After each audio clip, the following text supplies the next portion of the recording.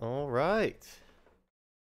Welcome to the PokeRadar podcast, episode 3, with special guest Pokemon Revolution cards. I'm going to have him hop in here shortly and begin our discussion, but of course, he's a man that doesn't really need a introduction. He's one of the big shots, one of the legends, one of the OGs, especially in the Instagram community. We have Mr. Pokemon Revolutions. What's up, Nick? How's it going? Good, man. Glad to be here. Quite the introduction. Thank you. Happy to have you, man. Happy to Thank finally get this thing rolling a little bit more professionally. Have some good feedback from people, so I'm having fun doing this. you. Hey man, I'm loving it. If you're having fun, that's even better. Good, thank you. And for all the listeners right now, make sure you let me know if voices need to be leveled out a little bit. But let's just jump right into it, man, and talk about a little bit how I guess we met each other. Um, you know, you've definitely started this Pokemon thing a little bit before me, um, but I think I remember selling you a Japanese base set box. Japanese base set box. Yep. Actually through eBay. This was before I guess I started getting a little bit recognized on Instagram. I sold you a Japanese base set box for $2,000.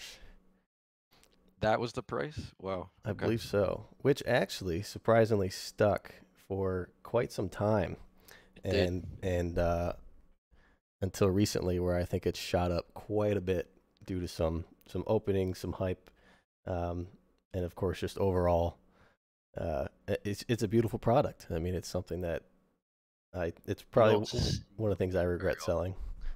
Yeah. No, I mean it's the market on them really they're not really available as much because back when you sold them it was probably 2 years ago, I'm gonna say. Um, you could find them a lot easier, but not so much anymore. Yeah, I remember Um, when I first got those things. Someone actually messaged me on eBay asking if there were short packs, and I had no idea what that meant. I was still fairly new to the hobby, and yeah. I did some research and found out that it could have been worth like 20 grand or something crazy. Um, You know, it's funny, I still have it. oh, really? Because I know Yeah. you opened up maybe one or two since then, and Yeah. you probably graded a lot of the cards, but the recent one you sold off most of the packs and did an opening on Instagram as well. Yeah, I opened all the hollows and I sent them all to Beckett. Still waiting. It's been a few months now, but yeah, I think I pulled like four Charizards, four or Wow. five. Yeah, Wow. it's pretty ridiculous. Is this one of your first submissions to Beckett? I did send a first Ed Zard, came back in 9.5, but other than that, yes. And the quality, of the Japanese base cards it's really good. So I thought, you know what, let's just send them all into Beckett and let's see what happens. Yeah, and I think that Charizard will definitely get a nice little premium if it gets a black label. There's not too many of them, I'm sure, and Yeah, just given the fact it's the OG Charizard, that'd be nice to have. for sure, for sure. Yeah, I'm excited to get that back. Yeah, but yeah, then after that we started talking a little bit because I realized you were the one that bought it, and then we finally met up in person at Worlds this year in Washington D.C. Met up with you Oh and yeah, um, the one person, your right hand man, Cool Trainer Ryan, cool uh, trainer Ryan was there. and of course Gem Mint. Swole Gem Mint, Yep, all those guys, and we had a good time hanging out. I wish you guys could have that was stayed longer. I amazing. know you were there for like a day, but I Yeah, I do regret not staying. I mean, that was an amazing. I was just there for that one day, but that was great. yeah, yeah, it was a lot of fun. Always great Really fun. hanging out Yeah. with people in the hobby. But Oh yeah. let's dive into some of the deep territory here, and Yeah. let's talk about your origin story. How did PokeRev start with Pokemon back in 1999? Back in 1999, so I was 9 years old, and I started with the Game Boy video games, and I think Swolpoke had the same story. Started with the games, then everything just started happening so quickly. The anime, and then Were it was you just were you a red or blue version guy? I was a red version. Um, Okay. yeah, Yep, same with me. I just copied what my older brother did, and of course it had Charizard on it, so it was definitely cooler than the Blastoise. yeah. The struggle in the beginning with that Charmander and trying to beat those first gyms, it's totally worth it once you get past them. I was kind of obligated to start as Bulbasaur because I got two older brothers. So the oldest one, of course, got to start Charmander because he got to make the decisions, and then my other brother got Sure. Squirtle. So I was left over with with Yeah, the you lonely know what? frog That makes Pokemon. that makes sense. I'm the oldest of my siblings, and they kind of had the same thing going on. I'd always pick Charmander, and they'd grab the others. Okay, yeah. So you got two younger brothers. You got what's your siblings like? Were they involved in Pokemon as much as you were? I guess at the time. Yeah, you know what? So I have four younger brothers, and it's really cool because um, I could kind of get into the other generations through them. My youngest brother is 10 years younger than me, so Oh, wow. um, yeah. So I remember when he was getting into it, and the different generations compared to my first gen, and then I stayed in it. I stayed in it until second gen, Okay. so I wasn't in it super long. Um, but that was more of like a peer pressure type thing. Really was. Uh, moving into middle school, and you show up to middle school with a shirt with the starters on it, you might not have a too good of a day. So yeah, Yeah, that was not getting ready to grow up. yeah. So it's kind of people just telling you not to play Pokemon anymore. You kind of just it kind of fizzes out, and that was probably the main reason why I didn't stick with it through my teen years and everything. Were you playing the cards back then too, or? I played the cards casually. I never, it was always recess or at home with my brothers and friends, but nothing too competitively. And I'm pretty sure half the time we weren't even playing the rules Oh, correctly. yeah, that's how it's supposed to go. You make up your own Yeah. rules, screw energy cards, just get Charizard out there and blow some people up. Yeah, yeah, that's Okay. funny. Actually, I never pulled Charizard as a kid either, so Oh, really? That yeah, I never. that's why you bought and opened so many boxes. You know what? It might have something to do like that. Yeah, it was kind of brutal. Like, kids would I'd show them my binder, and some of them would actually pick through it, and I'd go home and I'd be like, I'm missing cards, I'm missing cards. I'd tell Oh, the teacher. wow. Yeah, the teacher, but that's kind of how it was back then. It was Pokemon was just overrunning the schools, and they had to pull the plug on it, and just I don't know how it was with you guys in your school, but my schools they pulled everything. You couldn't bring the cards in or anything. They didn't want anything to do with it because all the trouble that it was causing. Yeah, I went to a private Catholic school, and I Okay, was so young at the time. I don't think I ever brought my cards to school, but it right. was definitely a problem. People playing Pogs and Pokemon cards and Yu-Gi-Oh and all that stuff. And especially being Catholic school, all religious, that stuff was not tolerated whatsoever. Yeah, I can imagine. My wife went to Catholic school, and yeah, it seems completely different than public. Yeah, yeah. I made the switch thankfully and had a much better time in high school than a little bit more freedom. It was great. Yeah, it was probably like just crazy the first day of going to public school after Catholic school, I can Oh imagine. yeah, yeah. It worked out though. I was in the sports, so I wasn't doing Pokemon anymore, so things were fine. Yeah, hey, that's good. But so you stopped at the second gen. What cards did you collect through or play up through then? So I played the second gen games, but I never did the Neo sets. I stopped at the gym sets, and Okay. that was it for the cards. But I loved the Game Boy games, Gold and Silver, and oh, that was I like this the second gen Pokemon when they came out. I was like, I can't believe they made these. Like, I felt like they were as good as first gen, the way they made those games and everything, and all the features they added in. Yeah, I thought the legendary Pokemon were just Oh sweet. I mean, yeah, yeah, I was definitely disappointed when the first Pokemon I ran into was one of those like Sentrets or Furrets. I forget. yeah, yeah. That was It depends on what version, I think. Yeah, I was silver version then, but yeah, I think the most nostalgic thing for me, the video game wise, was catching that red Gyarados, and that was just Oh, sitting in the middle of that lake.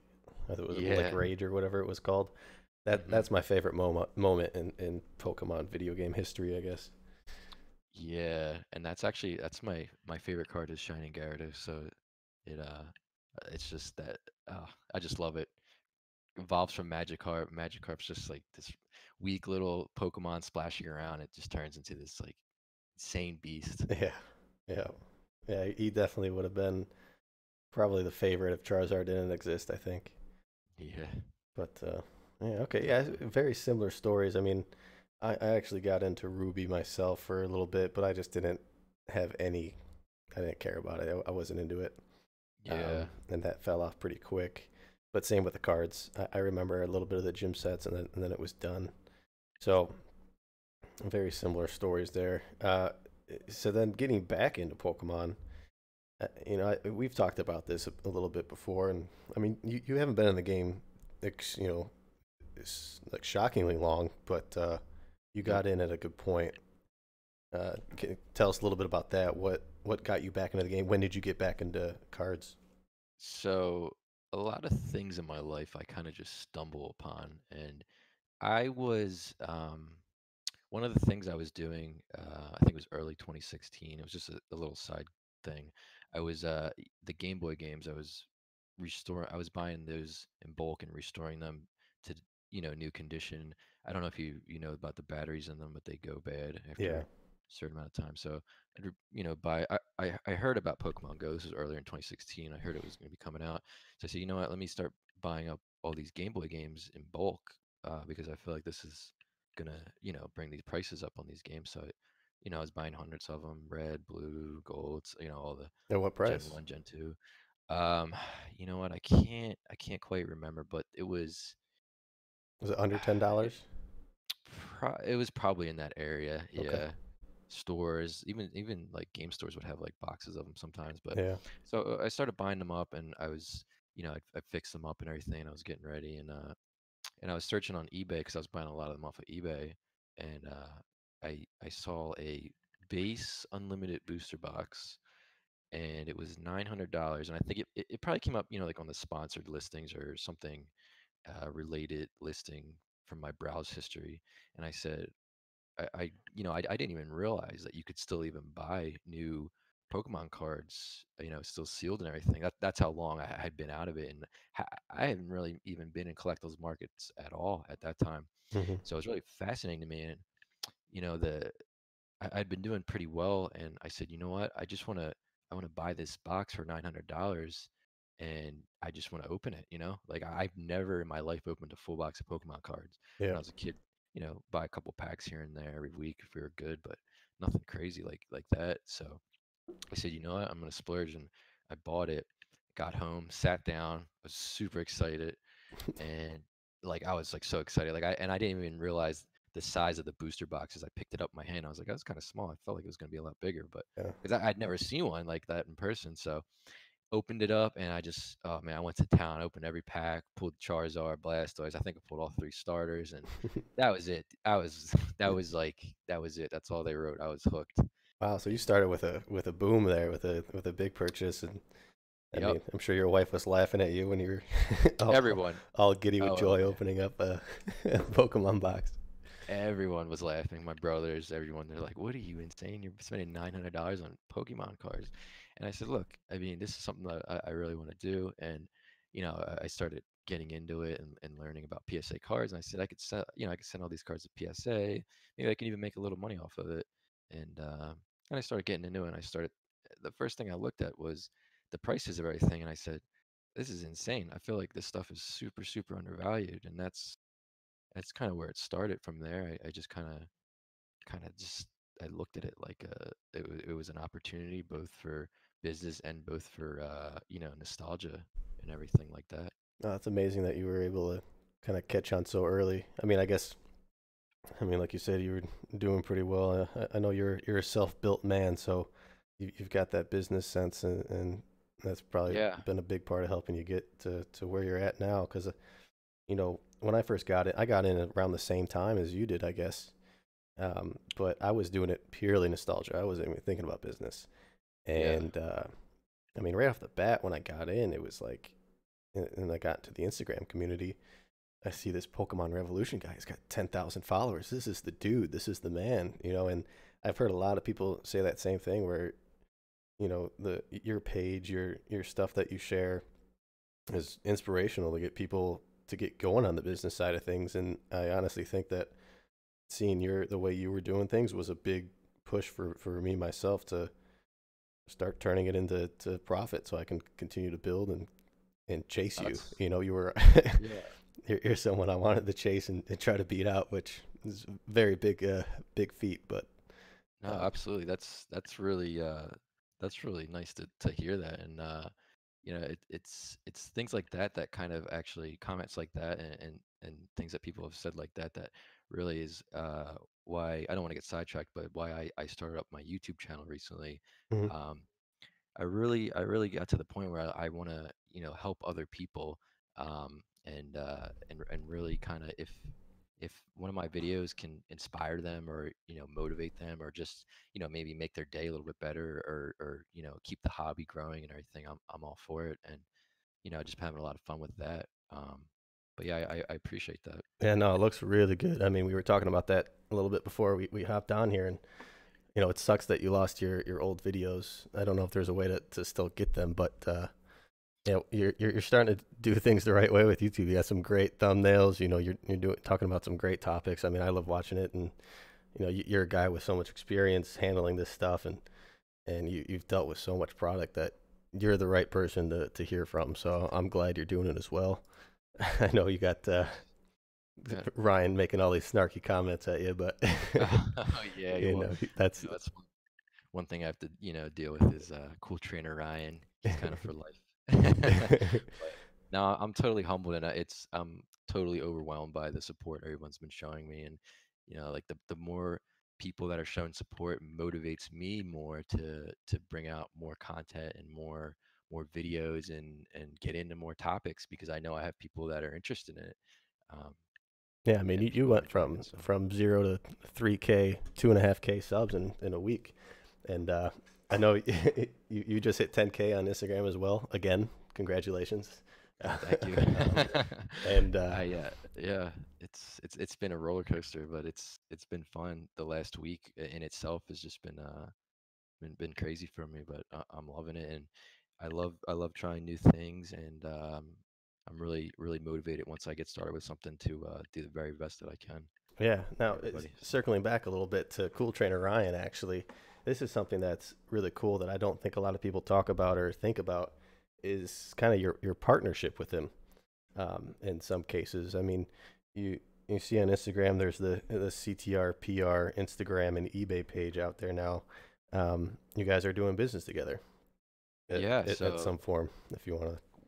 we have a really strong friendship, and over the years I met him through Instagram, but over the years you know we've connected on a lot of different levels, and he you know we had this opportunity where this guy, I'm sure you heard the story and everything, but we you know we bought out this huge old collectibles store. It was kind of like a once in a lifetime opportunity, and we decided to start a you know a separate business based solely on that store's inventory, and it's been another fun experience for both of us. Yeah, it's got to be a headache though with all that product, but at least it allowed you to open up the Poke Cave. So, um, Yeah, yeah, it really did.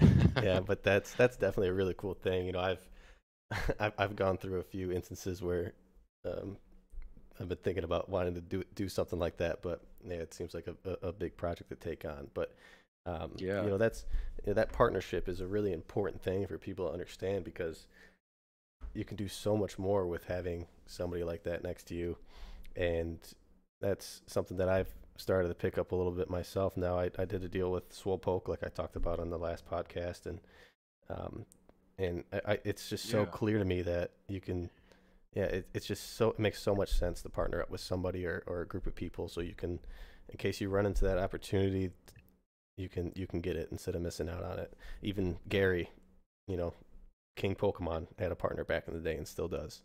Um, Yeah. so that's Sometimes when you think just by yourself, you kind of hit a wall and you need other people's input and opinions and learn from them too. It's always good to have more than one person involved.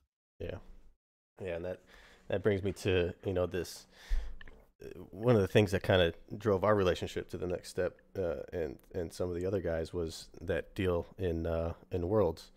I ran across a deal to buy 2 cases of booster boxes, first edition Gym Challenge base set, and this was an opportunity for me to build a relationship with a supplier, and then build a relationship with some big names in the hobby, which was phenomenal for me. I mean, I wish I could have taken it on myself because it was an incredible deal, especially with that booster box boom that came literally a Oh, day after.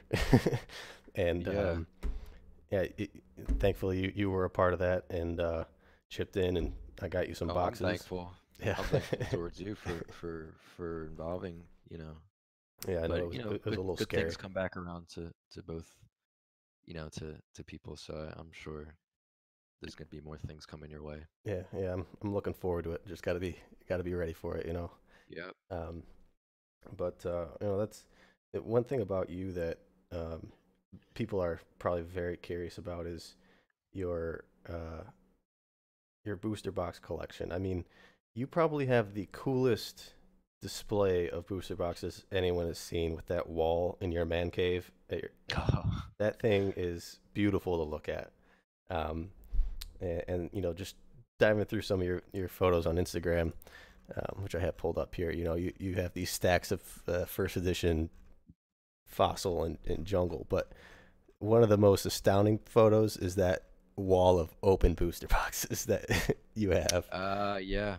Yeah, that was a time when there was a big opportunity. For sure. Hey, you For want sure. you want to dive into detail a little bit about that one? I mean, um, Yeah. you started in 2016, the end of 2016, and you've done so much so quick, and I think that was probably a big part of your growth. Yeah, so the one big thing was another opportunity that I saw was that the prices of the box were also significantly lower than the prices of the cards inside the box that you could grade in PSA 10.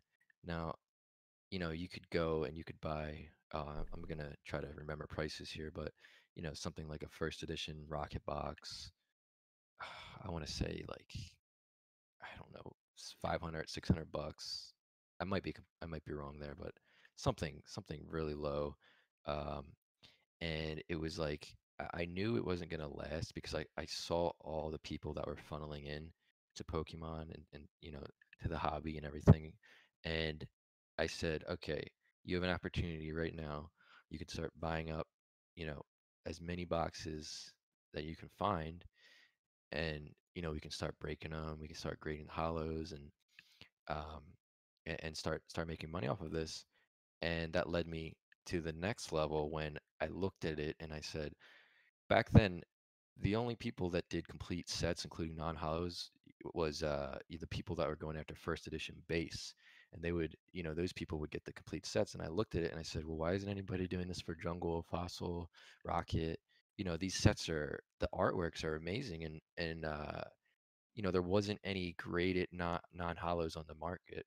There wasn't the supply was incredibly low compared to what I thought the demand would be.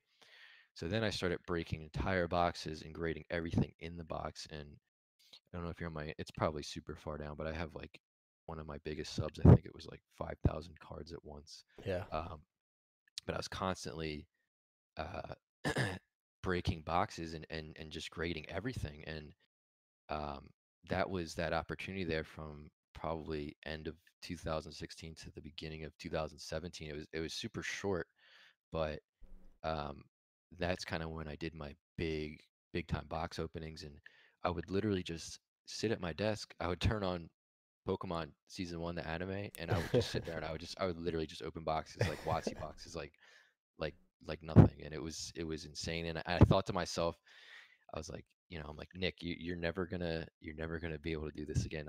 Because in my head I'm thinking this is an opportunity that is not gonna last if there's this kind of money being made here, and it didn't last. And Yeah. and sealed boxes, as I'm sure you've seen, just Oh, keep it's going up. completely opposite now. You got $20,000 Skyridge box with $2,000 worth of cards in it, if that. Yeah.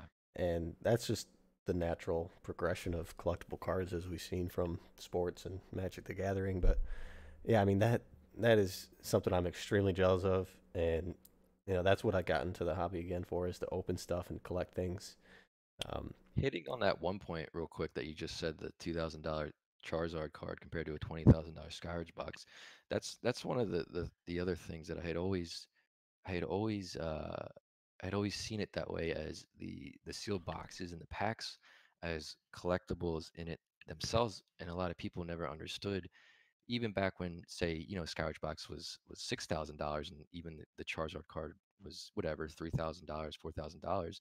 People couldn't understand why the box wasn't equivalent to the prices of the cards inside. And I would try to explain it to people, but it's a lot of people, I think, missed out on that time because they didn't want to pay those prices.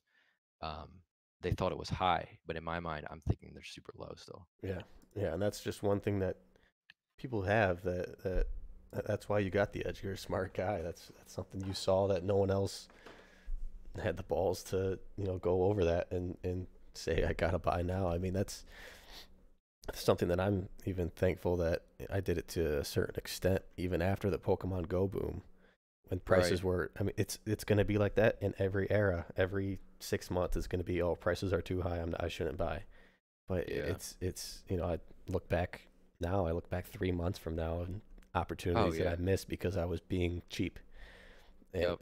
it'll never change. But it's something that people who I are can tell you serious about this. this are e- gonna start buying more. I can tell you this. Every booster box I've sold, I've regretted, and every booster box I haven't bought, I regret. Yeah. Yeah, and That's like my motto now. yeah, yeah, and that's like I even passed up on some booster boxes today, and I'm already regretting it. Yeah. But you know, that's Just today. yeah. Honestly, today I had the guy in Discord I was talking with about it, and I Yeah. I, I don't know why I said no, but I guess I'm waiting for the next thing. Hey, maybe there's still time. Yeah, yeah, we'll figure it out. I'm But sure you will. yeah, that's just one. This is one of the craziest pictures that I think anyone can look at, is this wall of open boxes, and I see quite a few first edition base set boxes in there. How many of those have you opened? Probably close to dozen, I would say. Wow. Yeah, and that was back in mostly 20. I've opened at least one to two every year since I started. Back in 2016 and 2017, it was closer to like three a year. And it was back when they were, oh man, they were probably $10,000. And I remember the first one that I bought, I thought, who's gonna, I was planning on opening it, cracking it, and, grading the cards. And at the time I thought, wow, what am I doing? Like, who's gonna spend thousands of dollars on Pokemon cards? That was back when I was still doing, base and jungle cards and stuff like that that weren't super expensive. And I just said, I'm gonna do it. And that's when people were paying what, 2 grand for a PSA 10 last. Yeah, I've Like, actually, there were prices up to 2,500 privately, for less. yeah, that was a crazy time. I mean, and that was also my initial goal getting in the hobby, is getting one of those boxes and opening it up with my brothers. But that I is remember that. Yeah, I that remember is that. very far away now that they're up to like Yeah. 90K, and I don't think I could get myself to open one of those. But Yeah, the last one I opened was November of last year, and I only opened it because of the to authenticate it, really. right, it had that weird plastic wrap around it. It wasn't that typical. Yeah, it was Yeah, like the Japanese type box wrap where it's like you touch it and it's super crinkly, yeah, and I'm like, okay. The first thing I said was, okay, this is not normal at all. This has to be open. I did everything I could to authenticate it, but that wrap, everything else looked fine, but that wrap was just so odd. It Yeah, was it but had to be it opened. helped you out. We don't have to mention it, but I remember what you paid for it, and and that was Yeah, definitely a case that helped you out with that. Um, it did good it. friend of mine was the reason that I actually got that. He referred me, and we, Oh wow. he yeah, he's a great friend, and yeah, really thankful. Yeah, you ended up pulling what, three chances? Did you get 12 hollows out of that box? Wasn't it? Yeah, you know what? I actually only pulled it was either 10 or 11 hollows that Yeah, I pulled out of it. thought there was something weird or off about it, but Yeah, I did pull a Charizard though, so oh, that's right. yeah, How'd that that's one? amazing. Was that the 9.5 Yeah, Beckett one? I still have it. That's the Beckett 9.5. Nice, Yeah, nice. Now that's something that you also had a big part of back in the day, who I discussed with Enlightened Bulbasaur in the first podcast, was you had made a sale of a PSA 10 Charizard for what, 12,000 back in maybe 2017, late 2017, and that's what kind of started to drive the prices of that card. Is that something you remember, or? yeah. Actually, it was even earlier. I think it was end of 2016. Actually, I could be. Yeah, I think it was.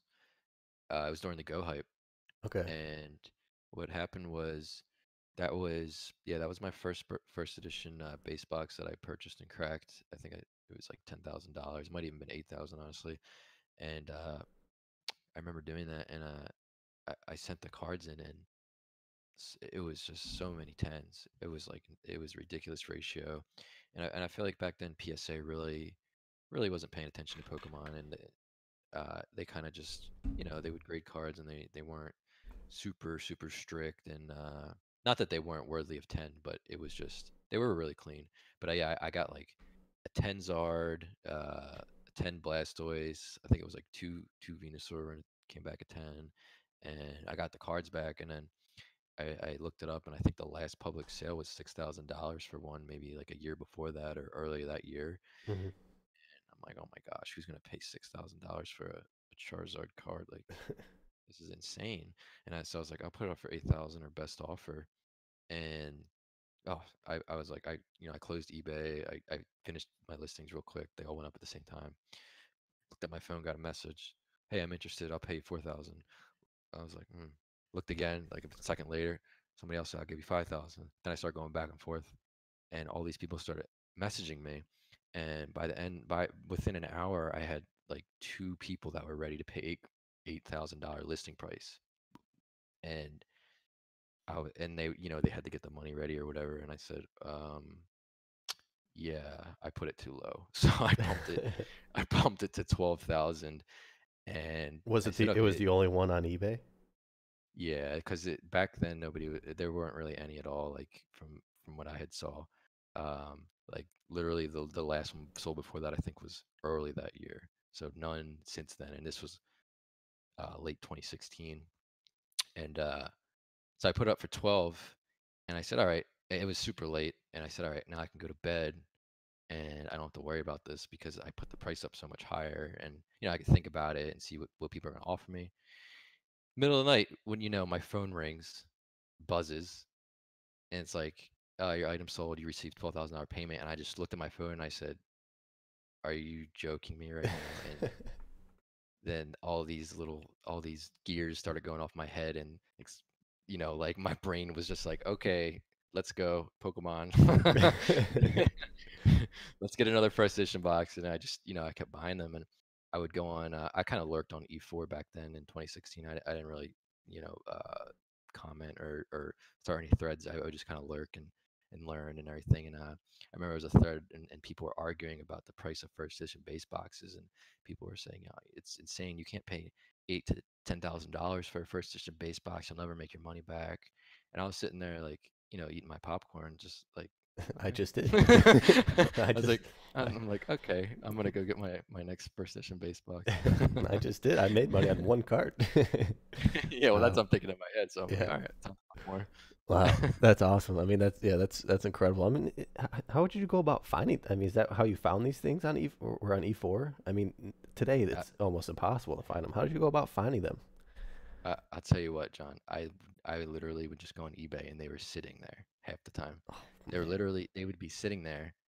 I I I kid you not, like $10,000 with some watchers, but the market, the people involved in it weren't paying attention to it, or it wasn't, it just people didn't care, or they thought it was too expensive. And I'm looking at this like this first edition box is sitting here, like, yeah, I'm gonna buy it. Like, I would browse, and I wouldn't check every day either. I would check, and maybe like a week later I'd check again, and there would be one sitting there for like, sitting there for like a week, 2 weeks. Wow. Yeah, and I would just buy them off eBay. I'd buy them. Where else did I get them? eBay. Yeah, I think it was honestly, oh, okay, yeah, and then some of the other guys like DA Card World, Collector's Cash, I would get Okay. them in too. Yeah. I was kind of like their go-to guy for a little bit for that stuff. Okay. But That's nice. You were able to build a nice relationship there. yeah, Um, with those guys, and I think that was it. eBay, and then those two, and that's where I was getting. I remember one time DA Card World, I got. Uh, it was you're not gonna believe this one, and I don't expect anyone to believe it because it's insane, but I I bought a box of open first edition base packs. I think the price was something, they were sitting there for they was like $600 or $500 a pack, something stupid. It was probably 500 a pack, and they were sitting there. Nobody was buying them, and I saw people posting about it on E4. Nobody's buying them. So I contacted them and I said, let me get one or two or whatever. And because he was saying they were on Wade, so I said, let me get a couple, make sure. I got a couple, and yeah, they were on Wade. I think I pulled a Zapdos or something. And I said, okay, how much for the rest of them? And I think I offered like 400 a pack, something like, it might even been less than that. And they took the deal, and I got home. I opened these packs up, and I'll just tell you what I without pulled. weighing them, you just opened them all. Just dove Yeah, right into it. just opened them because all the non-hollows were insane. The non-hollow rares, everything was just insane. It was, there's the imposter Professor Oak, like, and the regular Professor Oak, like all these cards were like, I've been paying attention to prices now on them, but I mean back then they were really really high still. And yeah, so people probably aren't gonna believe this, but I opened them. I pulled two Charizards. I pulled two Blastoise. I pulled two Venusaur. Wow. Those were, yes. I kid you not. I promise you that is actually happened. I have a picture on my phone somewhere, and even better, I sent those in. Both Venusaur got a 10. Both Blastoise got 10, and one of the Charizards got 10. Jesus. That's Yes. incredible. That's Yes. definitely yeah. I mean, you got Gary's story where he got three in a box and got three tens. Oh, That might that's I close. I mean, I've only told like one or two people about this because that's I literally am like, nobody's gonna believe this, so why tell anyone this? that is But I will take that to unbelievable. my grave because that happened, and I God, could not believe it. that's so Oh, I cool. couldn't believe it. Dude, I was like, I was shaking like a leaf for like the whole day after that. I'm like, I still shake when I open unlimited packs, man. I mean, I opened up that first edition pack not too long ago, oh, and that feeling is worth every people penny. do not know. People laugh and they think it's so you're just messing around, but you open a first edition base pack, you will shake like a leaf. Yeah, I don't care who you are, you will shake. yeah, and it's worth every second, dude. Like Oh yeah, it's you gotta go slow. unbelievable. Just It's yeah, beautiful. yeah. Man, I'm scrolling through your Instagram and every single picture is just unbelievable. You know, I think this is my Japanese base set box we were talking about. I'm I'm getting down to the old Yeah. stuff. But so that's crazy, man. And now I mean, you talked about in one of your latest videos that you bought $70,000 of Pokemon in 1 month. Like you're still going at it like crazy, and that's one tough thing. Like a lot of people stop doing is they get stuck with the prices they were paying at some point in their life, and they refuse to keep buying. But you just keep buying. That's a great point. And that's what happens to a lot of people is they buy whatever for a certain price, and as soon as they see a price increase on it, they're done. They don't want to buy anymore. But I still see opportunities everywhere, honestly. Yeah, that's a rare thing. That's something that everybody should start picking up on and Yeah. continue to Uh, do. Of course, safely. They don't need to go diving into Right. their credit Yeah, cards to do all financial. that. Yeah, it's scary. Some people, you never know if people are taking out, you know, um, loans on their homes and credit cards, and you gotta financially be there before you start doing stuff like that. Yeah, yeah, absolutely. And it is going way back to what we first talked about is that you got into Pokemon basically again with the video game, buying bulk cartridges. And now you're Okay. doing video games on a whole nother level. You've got quite the amazing sealed collection of Game Boy, N64. I don't know what else, but you're starting to dive into that now, that realm, getting things graded, and that market seems to be booming. Yeah, it's actually unbelievable. I don't know if you saw that episode of Pawn Stars recently.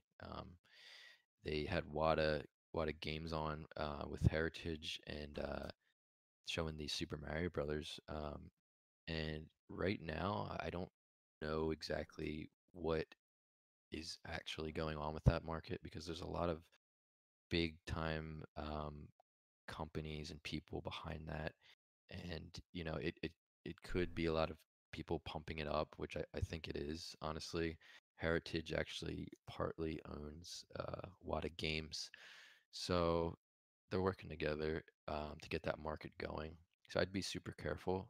But right now, I'm just picking up games that I nostalgically am connected to and kind of hanging on to them. But if you try to grade games with WADA games, for those who don't know what WADA is, they're kind of like a new improved version of VGA, and they're a lot more transparent with the graders and how they grade, and they're trying to do things a lot better, and I respect that. But if you try to grade games with WADA right now, the wait times are I think they're at least 6 months.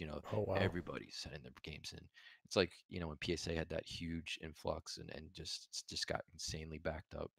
Um, And still so are till everybody, today. yeah, literally. So everyone's sending all their games in because you go on Heritage auctions and the auctions are selling for insane prices, and everywhere you look, there's people. You can go on Google and all these all these different websites are talking about how video games are the next comic book collectible and Pokemon and everything. And I'm not really buying into the hype. I'm buying into the nostalgia. And Hmm.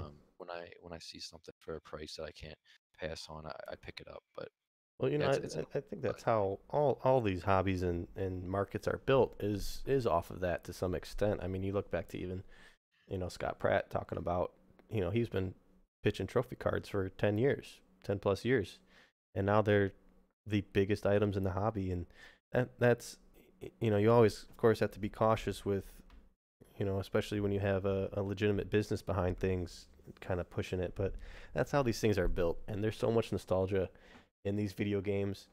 I think it'll be a healthy market. It definitely has a lot of time left to stabilize and get to a point where prices seem to be fair and there's more Yeah, organic growth, I guess. But I think it's definitely an interesting market to keep an eye out on. Start learning a little bit.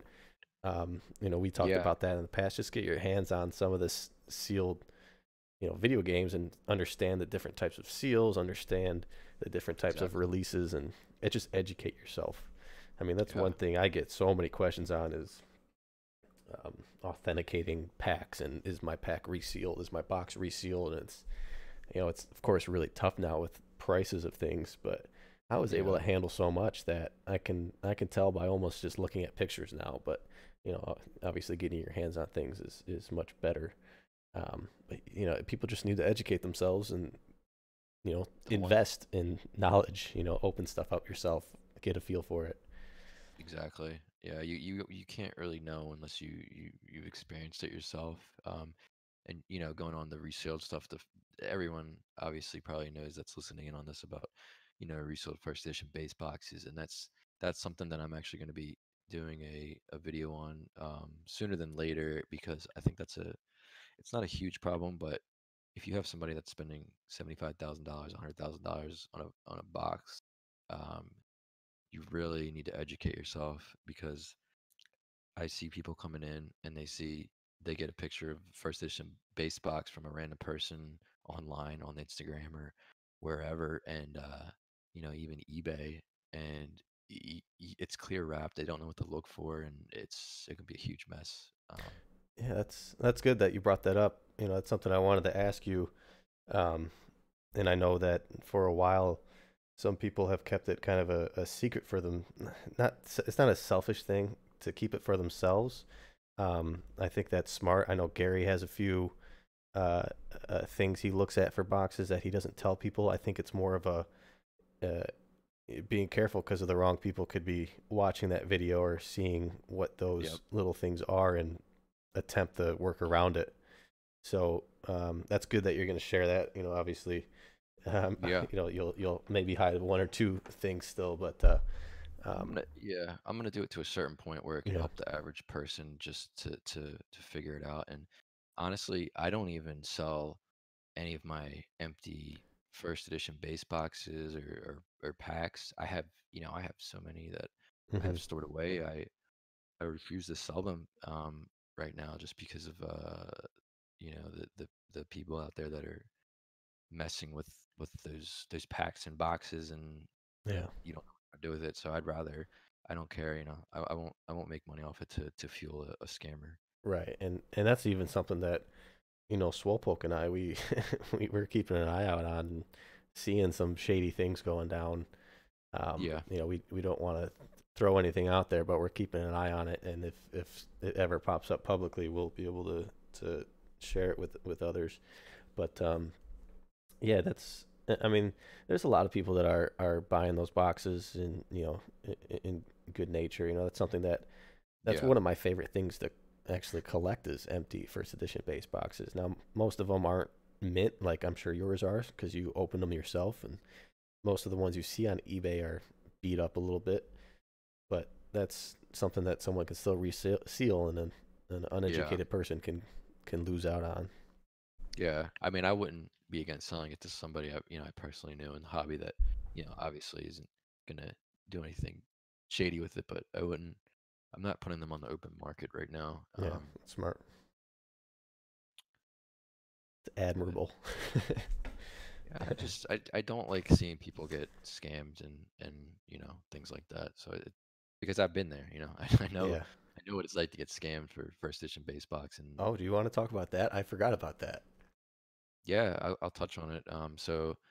Um, yeah, one of the as since I was moving so quickly in the beginning in 2016, I was trying to educate myself as much as possible. And I'm sure we've all been there where you make a mistake, and I didn't do my due diligence, and I was scammed on a first edition base box. Actually, purchased it from a guy in person, and um, we met up at a Starbucks. He drove all the way from, it was like North Carolina or South Carolina, and right off the bat, I thought that was kind of weird that he was actually going to drive all the way over to me. But I said, okay, if you're going to drive all the way here, then all right. And we met up at Starbucks. It was really late at night, so I couldn't even see in the box. I was using a flashlight, and I was a more of a novice back then. I didn't really know what to look for. Long story short, gave him the money, cash, $10,000. He drove away, got home. Well, one of my mistakes there is if I was planning on opening it, I should have opened it in person with him. But anyway, uh, got home, opened it up, and it was first edition photocopied first edition base packs on Oh, top or something like wow. So that. it didn't even did you peek in the box? Did it look good? Or did you just I completely drop the ball on it? I basically dropped the ball on it. I peeked in it, but I mean, I would be 1,000% sure it was fake now if I were authenticating one. But it was super dark and I really couldn't see well. But Mm-hmm. it didn't even have, like, the crimps weren't even real crimps. Like, you could Jeez. I was so obvious anybody could tell. But yeah, I got home and I opened it, and yeah, it was like a bunch of Spanish first edition base packs underneath, all like taped closed with um yeah, like the just filled with all kinds of commons and things, and it was in Spanish. That was the even worse part. It wasn't even like, anything good. It was just Spanish based commons and uncommons or whatever. And Yeah. there was like magic cards in there too and everything. But Oh wow. anyway, that was my rookie move. And yeah, but Yeah, You know, I say, look, I've gone through shitty things in my life, and I'm happy they happened to me instead of someone else because I was able to handle it, and thankfully you were able to handle it. Meant, I'm sure it was just unbelievably annoying and enraged you, but you were yeah, able to handle it, and I think that story has saved a lot of people as well. That's something that was a story I learned about very early on, getting back into the hobby, and that was the only thing I had my eyes set on, and hearing that made me a little more cautious and made myself think clearer and educate yeah. myself. So Because it's you get so excited, you don't even want. You just want to get it, and yeah, oh, there it is, a first edition base box, and yeah, you gotta calm down. You gotta evaluate it, the situation. But yeah, I like to think that that story helped a lot of people, and that's good to hear that. yeah. I know it definitely did, and yeah, it's just something that sucks that it happened, but um, it's a learning point. So that's Exactly. great. Um, but yeah, I mean, you've got so many stories to share, and I'm happy to see you're doing a lot more on YouTube. Um, I hope you end up doing some sort of collection video because I know a lot of people want to see that. Um, not everything, of course. I'm sure that would take forever, but just a nice little tour of the man cave, the Poke Cave, and you know, Yeah, I will be. I'll make an announcement at some point. I haven't decided when, but definitely. I'm really happy to be able to share this with so many people now, and I'm having fun with it. That's the most important part is that you're having fun with whatever you're doing. yeah. Now, from a collecting standpoint, um, what has been your goal this entire time? I mean, goals always change. What was your goal to start off? Has it always been a business thing? I mean, or is there an underlying end collection for you? I guess. Well, two goals, I would say. Uh, First one is to relive, your childhood and just do what you couldn't as a kid, experience all the cards. I mean, I've experienced so many things over the last 4 or 5, whatever, how many years it's been, and being able to do that now as an adult is the best. You make the new memories that are great, and then obviously the other thing is from a business standpoint, I love building businesses, and financially, that's the other part of it. There is that you can build a business and you can be financially sound if you work at it. And the one thing in my life that I always wanted to do was to not, and nothing against anybody. Don't I hope nobody takes this the wrong way or anything. And but just for me personally, I always wanted to escape the 9 to 5 office jobs. Oh yeah. And yeah, it's just not for me. And I'm sure a lot of people love it, but for me, I just always wanted to be my own boss and, work. The harder I work, the more I get in return for it. Um, and that's kind of like what I want out of everything with the hobby and in general in Pokemon. Yeah, and of course, with all that hard work comes, that's a huge risk to take that on yourself, but it comes with great reward, and you'll be able to hopefully not so much coast, but relax at a certain point because you'll have built such a collection, such a company, and have it run on its own. I'm still stuck in the 9 to 5. Live in the world of industrial automation, and I can't wait to find that one thing to get out. Yeah, I've got I know. Pokemon to keep me sane and happy to keep something going, but yeah, I'm waiting for that next step, and it's really cool to see that you're able to do that, and what's really cool about it is you're able to take that and allow yourself to invest so much into Pokemon, into trading cards, into collectibles, and then make that into such a big thing, which is really cool. It's really really inspiring. I mean, if you stay motivated, I know it sounds corny, people say it all the time, but you can do it. You really can. If you put your mind to something and you really want it bad enough and you work hard enough, you can get to whatever point you want to get um, in life. I mean, I've tried so many different things over the years, and it's just you gotta just keep trying and failing and trying and failing, and make it. You Yeah, just never give up. yeah. The You number just one never. thing is just taking action. We all have ideas. We all have, uh, I guess, motivation to a point. But Yeah. Yeah, you just got to take action. Like, I Exactly. always watch a lot of. I'm always. I love finance and the world of yeah, just of this type of stuff of self growth, self startups, and Yeah. there's one guy on YouTube, Graham Stephan. Graham Uh, Stephan show. Yeah. yeah, I actually linked him up with SM Pratt last No week, kidding. and Scott recorded a video with him, or a call with him for his Graham Stephan show. Oh, So get out. that should be coming out in a couple weeks. Oh, that's gonna be great. Yeah, That'll be like amazing. yeah, I I hope. listen to, I watch Scott's videos all the time and Graham Stephan, so that'll be Mhm. like that'll be great. Yeah, That's awesome. yeah, it was funny. I just had the idea in Discord one day, and then I messaged Scott and ended up messaging Graham Stephan and linked them together. So I was Oh, able to I'm gonna build tune that, in for and that one. yeah, from the looks of it, it should be out in the next couple of weeks. And I saw a great opportunity. I mean, that's something that I am good at. I'm great at relationship building, putting the right people together. And I love doing it because I like helping each other, helping other people out, especially good people like yourself, Oh, you Scott, really are. and all Yeah. these guys. And um, the beautiful thing of this is it's gonna hopefully boost Scott's channel a little bit, which he's doing all Oh the yeah. right things as well on YouTube. But I think it'll help even more establish Pokemon as a true alternative investment, being on a big show like Graham Stephan. So Oh, um, that'll be great. yeah, I'm He's got excited to see what happens there. he's got a huge following built up in like no time. I feel like it was like a year he built up. Oh yeah, he blew up this year. Happened real quick, and He did all the right moves, and yeah, and I know that's. his ad revenue is great because he's doing the finance stuff. So he's We'll at it. see who else gets into Pokemon Yeah, after they see the Graham Stephan show, because I know a lot of people with financial backgrounds watch his videos, so yeah, that'll be cool. and so many of us have that Pokemon nostalgia back there, just waiting to get cracked back open. So it's gonna, Yeah. there's so much room for Pokemon to grow. It's unbelievable. I mean, you look at Oh yeah. your StockX video that you did recently, um, who, I can't talk about too much, Yeah. but they recently got into trading cards and collectibles outside of their streetwear and shoes, which built them to a $1 billion company.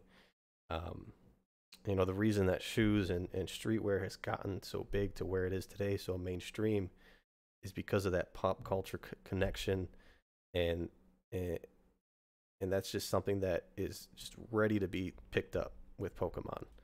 Um, Yep. you know, uh, Myself and you and some other guys, we've sold to celebrities of some form, some factor. You saw Justin Bieber's video on Instagram that Yeah. broke our Pokemon internet, and um, all it takes is a little bit of growth in that sector of the world, and that pop culture industry, for someone to take Pokemon seriously and show it off, Oh yeah. and you got another It's big boom, and that's going to be an organic boom too. At that, I mean, Yep. um, of course, you got to be careful with any boom because there will be market correction, but that's something that people need to look out for and be prepared for.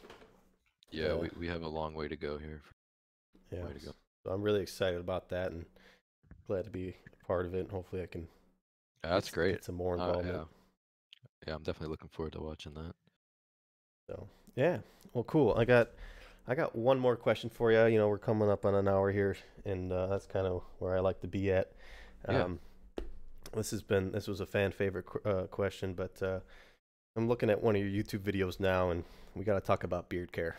Um, you've got the number one beard in the hobby. I like to think I'm a close second, but I'm always Hey, changing it up. So gotta stay fresh. I need you to teach me a few things so I can step my game up, and hopefully some of the listeners can step their game up as well. Yeah. All right. Well, I'll tell you what. You just gotta work with what you have.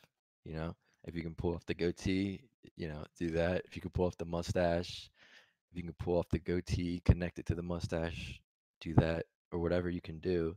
Kind of, you gotta kind of take it into where you want it to be, where it looks the fullest. In my younger years, I actually was a barber, so I do my Oh, own. Yeah, it's another thing that I used to do, and I do my own hair, and I do my beard, and I'm constantly, you gotta constantly keep up with it. But I just throw a little pomade in the hair, whatever I got left over, throw it right in the beard. We're ready to go. What kind of beard oil we using? We using the Rick Ross stuff? We using Uh, you know what? I used to use all the beard oils and everything, but it got a little too greasy for me because yeah. I mean I'm Italian, so I'm Okay. I'm already greasy as it is. Put it that way.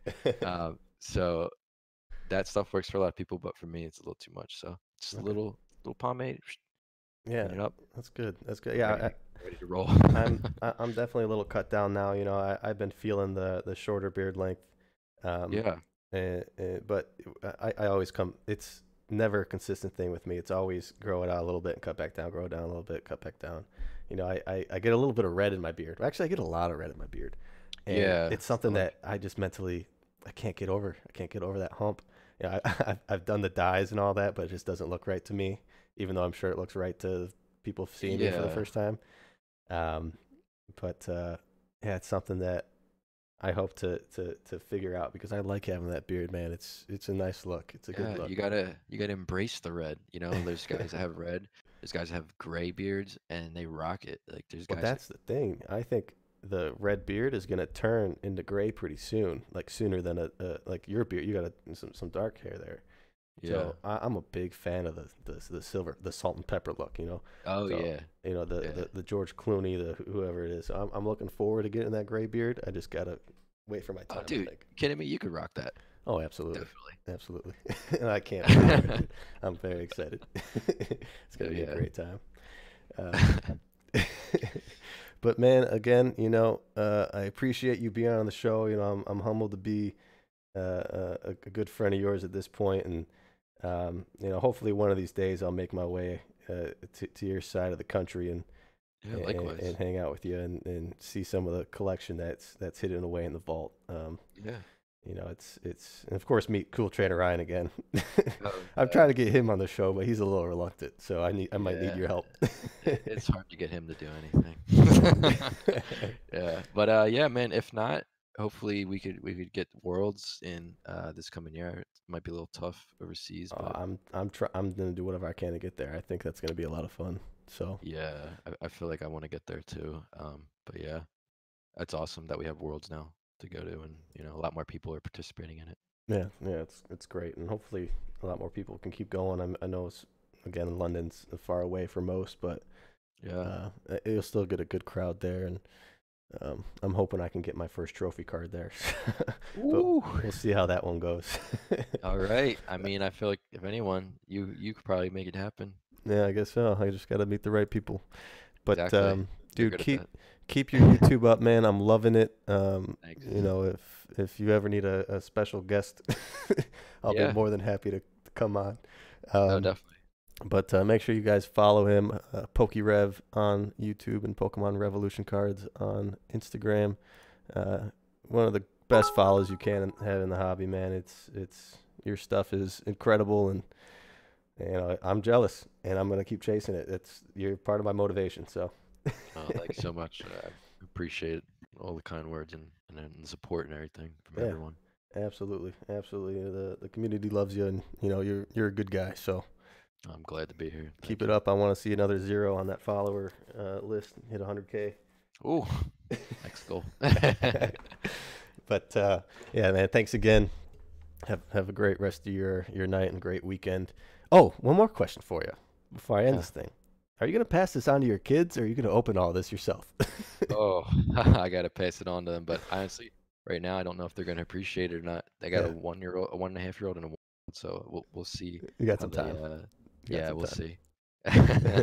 All right, cool. Well, All right. I'll let you go, man. We'll talk soon. And Twitch chat, thank you guys for watching. Sorry I didn't get to any of your questions. Next week, I haven't set the schedule yet, but we'll be diving into the YouTube world with my good friend Real Breaking Nate on the podcast. So that'll be exciting. Talk a little bit more about modern stuff and some of his interesting pickups as well. So thanks, Nick. Have a great one, and yeah, we'll talk soon. All right. Sounds good.